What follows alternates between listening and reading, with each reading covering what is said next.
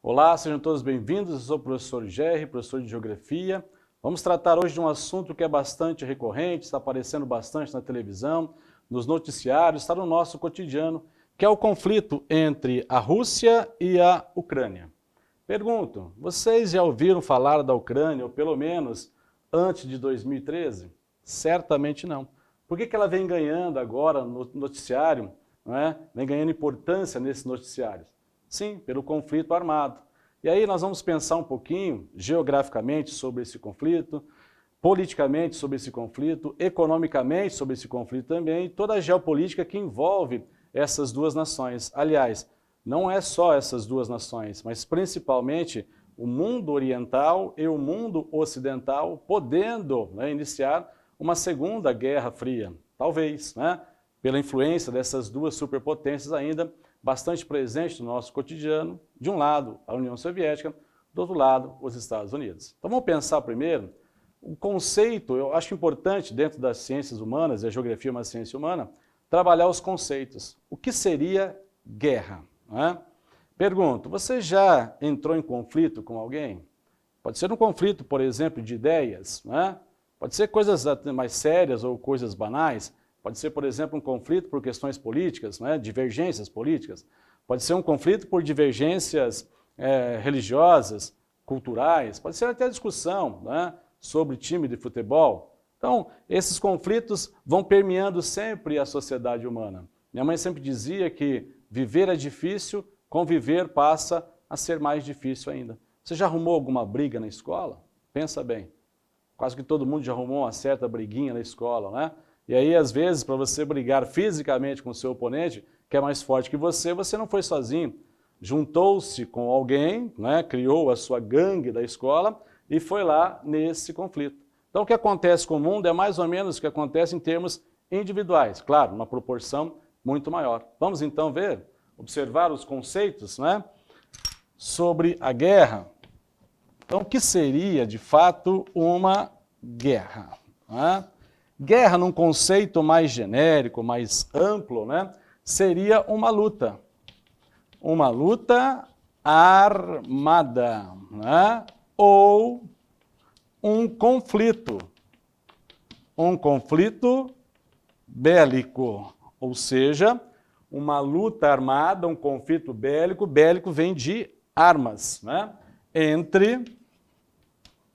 entre duas ou mais nações. Entre duas ou mais nações.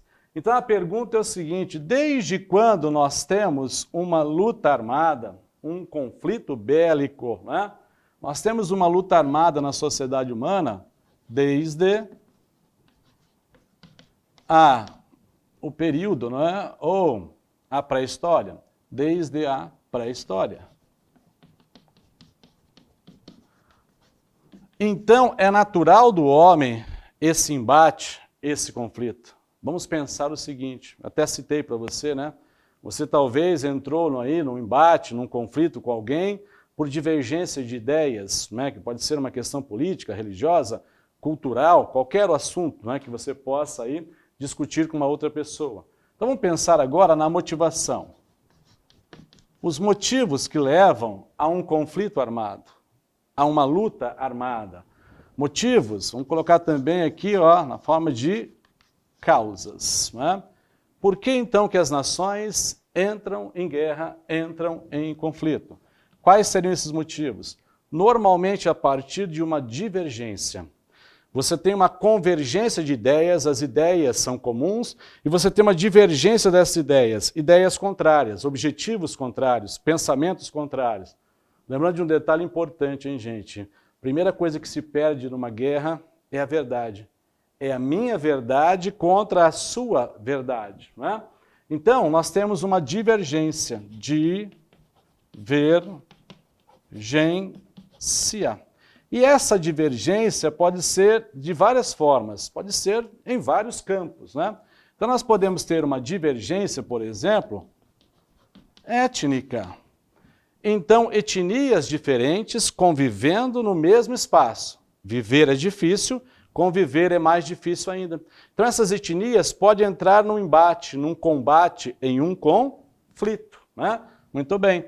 Pode ser também uma divergência nacional, onde você tem a tentativa de manter, assegurar ou conquistar a identidade nacional, sem que haja interferência daquele que venha de fora. Pode ser uma divergência separatista. Separatista. Brigamos tanto que agora não há mais como conviver, é melhor se separar. Essa separação ela pode ser mais cordial, né? Pode ser mais litigiosa, pode ser de várias formas. Então nós temos aqui separatista, nós temos religiosa, uma divergência religiosa, ou seja, o culto religioso meu é diferente do seu, né? Não existe nesse momento agora o melhor ou o pior, mas existe a palavra, o diferente. E nós podemos ter também questões econômicas, né? Nessas divergências econômicas. Se você pegar em termos pessoais, né? A vida pessoal de um casal, a vida amorosa, ela tem muito a ver também com a estabilidade econômica. Quando não há uma estabilidade econômica, você tem problemas desse relacionamento. Imaginemos, por exemplo, entre nações, entre países, que o volume econômico que eu estou falando é muito maior.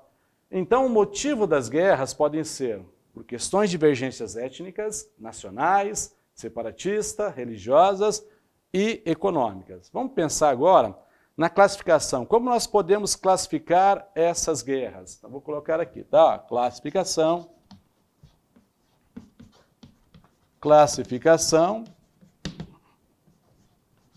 das guerras. Então, elas podem ser classificadas de acordo com alguns critérios, né? Então, classificação das guerras. Vamos colocar aqui que pode ser a guerra entre nações. A guerra entre nações. Vamos dar um exemplo aqui de uma guerra entre nações. Por exemplo, a Índia.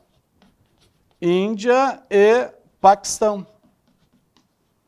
A Índia e o Paquistão. Professor, Índia e Paquistão brigam por quê? Brigam por quem? A Índia e o Paquistão brigam pela Caxemira, uma porção de terra mais fértil, com recurso hídrico, no lugar que é montanhoso, né? Com pouco recurso hídrico. Então nós temos uma disputa entre duas nações. Tá? O exemplo aqui podia ser outros exemplos, mas eu dei o exemplo da Índia e do Paquistão. Nós temos também uma briga ou uma guerra, né, que nós chamamos aqui de guerra civil. Uma guerra civil ou também uma guerrilha. Vamos dar exemplo aqui de uma guerra civil que acontece desde 2011, a partir da Primavera Árabe, é na Síria. A Síria vive uma guerra civil. Por que a Síria vive uma guerra civil? Porque o Bashar al-Assad, que é o seu presidente, resiste com força física, com força bélica, né, os revoltosos, inclusive patrocinado Bashar al-Assad pela própria Rússia. Né? Nós temos também aqui, como exemplo de uma guerrilha mais pertinho da gente, vou colocar aqui, ó, na Colômbia. Na Colômbia, onde nós temos um grupo, uma guerrilha chamada de FARC. As Forças Armadas Revolucionárias Colombianas, que querem ascender ao poder e tornar a Colômbia um país um pouco mais igualitário. Né? Nós podemos ter uma guerra também separatista. Separatista por ocupação estrangeira. Não é? Vamos dar um exemplo, e talvez o exemplo mais clássico de tudo isso aqui, né? Todo mundo já ouviu falar, dessa briga que se arrasta por anos e anos e anos entre os palestinos e os judeus. Então nós temos aqui como exemplo a questão da Palestina. Agora, precisamos decidir quem de fato é o estrangeiro, né? Se é o judeu ou se é o árabe, que ali já esteve, né? Uma disputa aí secular, né? Então nós temos aqui uma questão separatista por ocupação estrangeira, porque a Palestina não é o Estado, mas Israel é o Estado. Então a Palestina quer formar um Estado. Muito bem, o Estado da Palestina. E nós temos o separatismo, separatista no interior de um Estado. De um interior de um Estado. Muito bem. E quem é, né? Qual o exemplo que eu posso dar? Pensa um pouquinho comigo. Movimento separatista nós temos em várias partes do mundo. Um bastante conhecido é a região basca. A região basca, que fica lá no norte da Espanha, na fronteira com a França. Então a população basca não se identifica com o restante da Espanha e quer se separar, quer tornar-se independente. Então vou fazer uma perguntinha para vocês agora, já que a gente vai trazer a discussão para a nossa aula de hoje, que é esse conflito, que é essa luta armada entre a Rússia e a Ucrânia. Pergunto, então, pensando na motivação, quais são os principais motivos que levaram a esse conflito? Lembra que eu coloquei para vocês no quadro. Pode ser uma questão separatista, pode ser uma questão étnica, pode ser uma questão nacional, pode ser uma questão econômica. Pode ou não? Sim, porque lá eu tenho só etnia russa, só etnia ucraniana? Não, eu tenho duas etnias ou mais etnias convivendo no mesmo lugar. Então pode ser uma motivação, uma divergência étnica. Pode ser uma divergência nacional? Sim, porque a Rússia insiste em não reconhecer a identidade nacional da Ucrânia e a Ucrânia busca, briga, luta por reconhecimento dessa sua identidade. Então pode ser também nacional. Pode ser separatista? Pode, porque eu tenho no espaço ucraniano algumas áreas rebeldes que se aproximam mais da Rússia e menos da Ucrânia e querem se tornar independentes, como por exemplo a Crimeia, como por exemplo a região de Donbass. Então pode ser separatista. Pode ser uma questão religiosa? Acho que aí nós pesamos um pouco menos a mão, né? Porque há uma certa unidade na religião católica, o católico ortodoxo é a maioria da população que ali vive, tá? Mas pode ser, professor, uma questão econômica? Sim, aí quando fala econômico envolve principalmente quem? Um cara chamado gás natural. A Rússia, ela exporta 30% de todo o gás que a Europa Ocidental consome. Mas qual o problema? A Rússia tem o gás, mas não tem todo o poder sobre ele. Porque boa parte do gás da Rússia passa por território ucraniano através de gasodutos. Então nós temos uma questão econômica muito forte que envolve esse conflito. Então, se você pensar em um dia da prova aparecer um assunto como esse, e aparecer o conflito entre a Rússia e a Ucrânia, quais seriam as motivações? Motivações étnicas, divergência étnica, nacional, separatista e econômico. Pensando agora, né, no nosso tipo de guerra. Então vamos pensar aqui, ó, tipos de guerra ou na classificação de guerras. Entre nações, Ucrânia é uma nação soberana reconhecida, a Rússia é uma nação soberana reconhecida. Uma guerra civil, uma guerra no interior? Não, porque é uma guerra entre estados, não é uma guerra civil, não é uma guerrilha. Separatismo por ocupação estrangeira, não é? Então, que ocupação estrangeira é essa? Então deve ser uma guerra dos russos que ali vivem.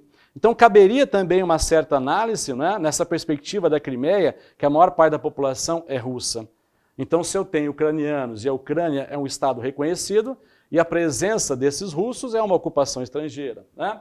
E um separatismo no interior deste estado para formar uma região ou um país. Não, porque aí eu já tenho a Ucrânia na formação de um estado soberano e reconhecido. Então estaria mais nessa condição e mais nessa condição aqui. Fechou? Tranquilo, gente? Então entendemos um pouquinho dessa parte conceitual. O que é uma briga, o que é uma guerra, o que é uma luta armada e por que os países entram nessas lutas armadas. Por essas motivações, podem ser todas ao mesmo tempo agora, ou uma dessas aqui. Então você vê que a coisa complica bastante na Ucrânia, porque eu não tenho uma motivação apenas, não só uma divergência, eu tenho várias dessas divergências, e aí a coisa começa a complicar um pouco mais em termos de manutenção desse conflito, que se arrasta aí por mais de 3, 4 semanas esse conflito, né? Para o Putin seria uma guerra mais rápida, e ela permanece ainda trazendo todas as suas consequências, tá bom? Beleza? E aí o conceito de guerra nós já trabalhamos, a pergunta seguinte é essa. Os vestibulares adoram perguntar aonde ficam as coisas, né? Então a pergunta é essa. Onde fica a Ucrânia? A Ucrânia é mais asiática, é mais europeia, é de fato um país europeu? Onde fica a Ucrânia? Que ninguém falava dela até 2013. Já vou dizer para você por que todo mundo começou a pensar, a falar sobre a Ucrânia a partir de 2013. Ela ganha importância no cenário internacional. Então vamos ver agora quais são os aspectos geográficos da Ucrânia. Ela está aqui no mapinha para vocês fazerem uma observação, mas vamos retratar aqui no quadro. Então vamos pensar na geografia da Ucrânia agora. Ó. Geografia da Ucrânia. Muito bem. Você vê que nós estamos falando da Ucrânia, não estamos falando agora da Rússia, né? Por quê? Porque ela está sendo atacada pela Rússia. E nós, historicamente, já conhecemos muito mais a Rússia, ouvimos falar dela desde aí da Segunda Guerra Mundial. Né? Então, da geografia, vamos pensar na localização. Então, é um país da Europa. Europa. Ocidental ou oriental? Oriental. Né? Localizada no sudeste da Europa. E aí ela está entre a Europa Ocidental e a Rússia. Muito bem, é esse cara aqui. Dá uma olhadinha só aonde fica essa Ucrânia e por que ela se tornou importante. Porque ela tem uma posição geográfica muito importante, uma posição geográfica estratégica. Né? Muito bem, tanto é verdade, Ucrânia. Aí eu vou dar um doce para quem adivinhar o que significa a palavra Ucrânia. Ucrânia significa o quê?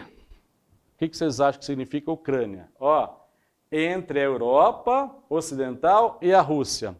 A palavra Ucrânia significa fronteira. Ela significa fronteira.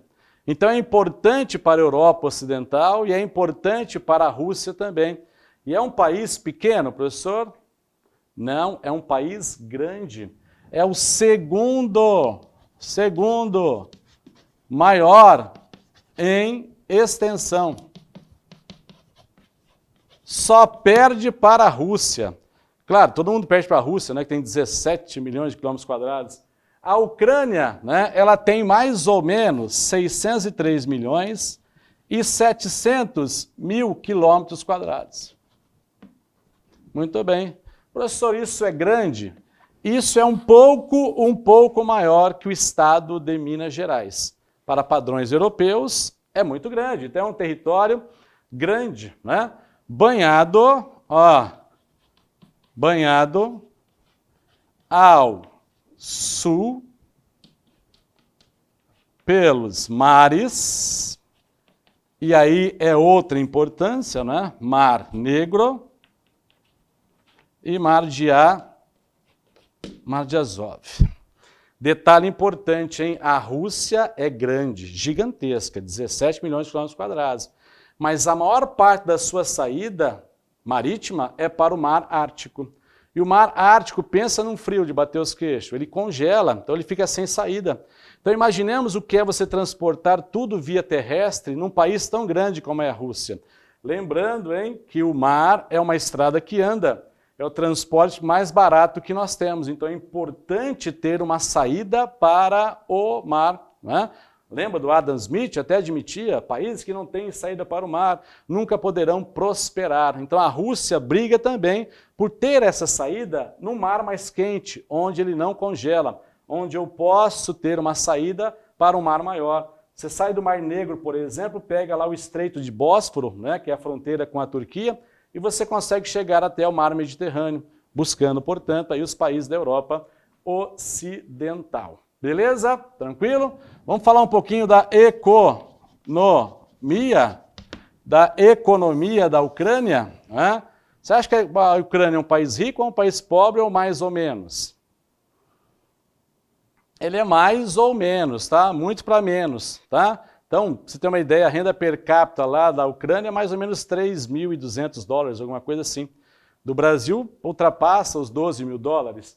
Então, a Ucrânia tem uma economia e ela é conhecida como quem? O celeiro. Celeiro da Europa. Europa. Na verdade, podia ser a padaria da Europa, né?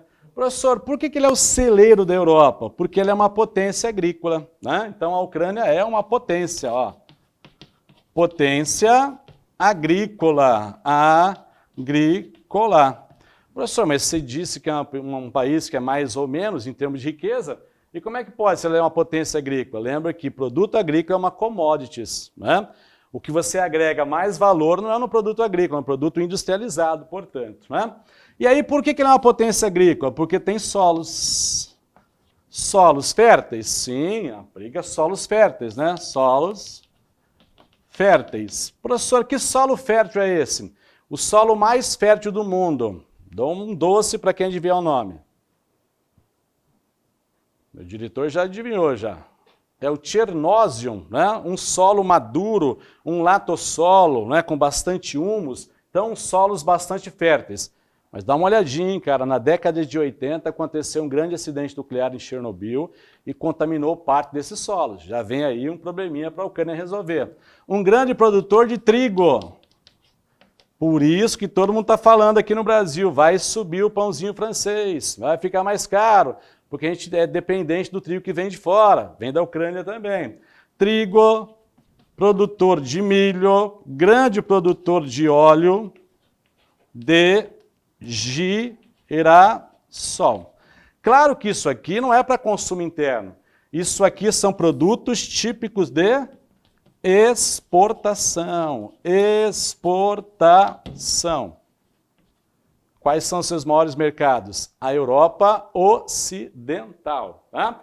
Então, a sua economia é basicamente uma economia agrícola. Professor, tem produtos industrializados? Claro que tem. Mas é forte nas questões agrícolas, principalmente na presença desses solos férteis, o Chernozem, né, um solo escuro, maduro, um latossolo. Qual é o segundo solo mais rico do mundo? Agora eu vou dar um bombom para quem adivinhar. É o latossolo roxo, a terra roxa, né, mais ao sul do Brasil. Beleza, gente, tranquilo? Ótimo. Mas aí, nós sabemos o seguinte, que a Ucrânia ela se tornou independente em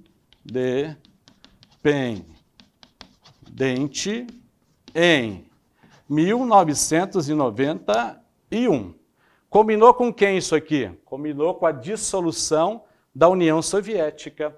Então, a Ucrânia, né, já foi uma república, ó, república soviética. Muito bem. Mas e agora? Agora, desde 1991, ela passa a ser quem? Uma ex-república. E aí nós temos os probleminhas dessa ex, né? Então, o que nós ouvimos falar depois dessa falência aí da União Soviética, nós temos a expressão de ex, uma ex-república que se torna independente. Mas essa dependência foi fácil? Não, agora eu vou ter que pagar meu aluguel, né? Agora eu vou ter que me manter. Agora eu vou ter que pagar meu IPTU, vou ter que pagar meu IPVA, vou ter que arrumar grana agora, né? Então, desde a sua independência, nós temos uma oscilação. Uma oscilação econômica entre crise financeira e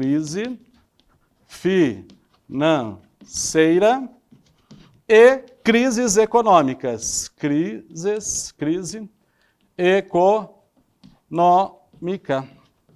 E aí, na segunda parte da nossa aula, eu vou comentar com vocês, não é? E vocês vão entender por que essa guerra acontece, motivado por esses dois caras. Uma crise financeira. Digo para vocês, eu pergunto, quando você tem uma crise financeira?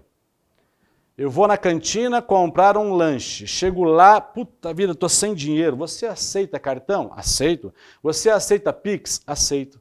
Então eu não tenho uma crise financeira. Por quê? Porque eu não tenho dinheiro agora, mas eu tenho de onde tirar o dinheiro, né? Da minha conta bancária, por exemplo. Então, quando que é uma crise financeira? Quando eu chego na cantina e falo, putz, eu não tenho dinheiro. Mas também não tenho cartão de crédito, não tenho como passar um Pix. Ou seja, eu não tenho dinheiro e não tenho de onde tirar o dinheiro. Então é uma crise financeira. Essa crise financeira foi de 2008, 2009, que combina com o subprime. Lá na Europa, aquela bolha especulativa imobiliária, não é? Ou seja, a quebrada de algumas agências financeiras, porque o crédito se dá através de bancos, né? E nós temos uma crise econômica. E essa crise econômica se dá através de quem? Através da anexação da Crimeia.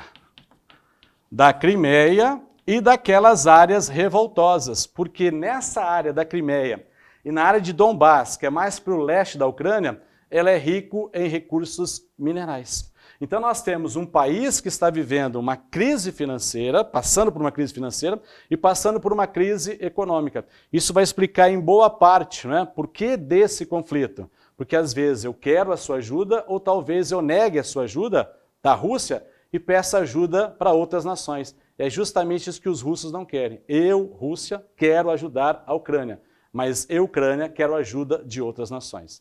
Beleza, gente? Espero ter ajudado. Um abraço, até a próxima.